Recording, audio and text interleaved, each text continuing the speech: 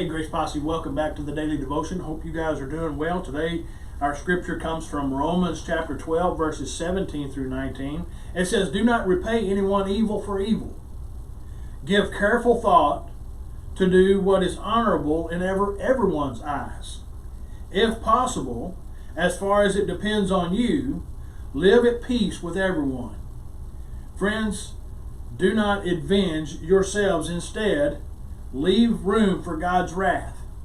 Because as it is written, vengeance belongs to me, and I will repay, says the Lord."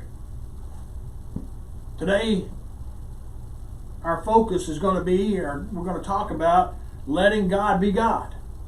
Before I read what the devotion is, I am reminded by the title of this of a part in the movie Rudy.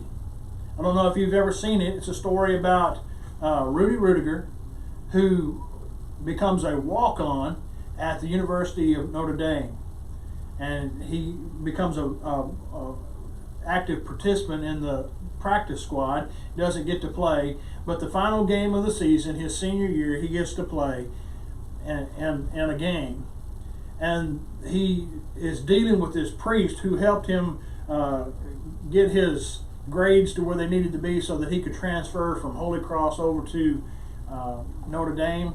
And in a conversation that he had with him, he says, "Have I done everything that I can do?" And the priest tells him something that's very profound and goes along with what we're talking about today. He said, "I've learned two things in life. There is a God, and I'm not him." So today we're going to be talking about letting God be God. God had elevated Joseph's role and blessed him with a new family, but the past was about to come calling. As Joseph predicted, the famine hit far and wide, and Joseph's brothers were forced to travel to Egypt and buy grain. Genesis chapter 42. When they arrived in Egypt, guess who they had to deal with? Joseph.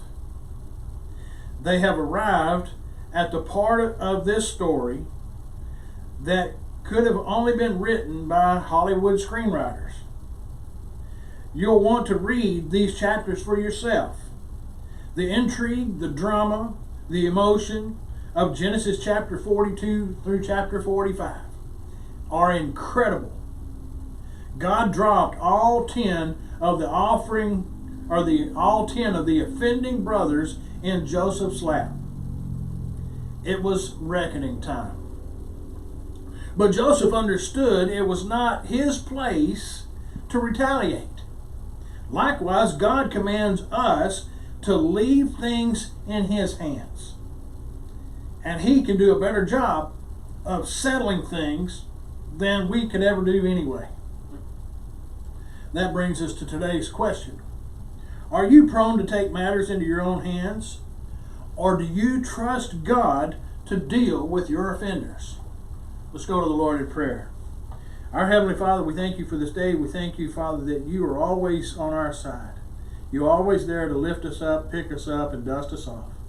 And Father, when we are offended, help us to lay that offense at your feet, that you may be God, because you are God, and we are not. It's in Jesus' name we pray. Amen. God bless you guys, and I'll see you next time.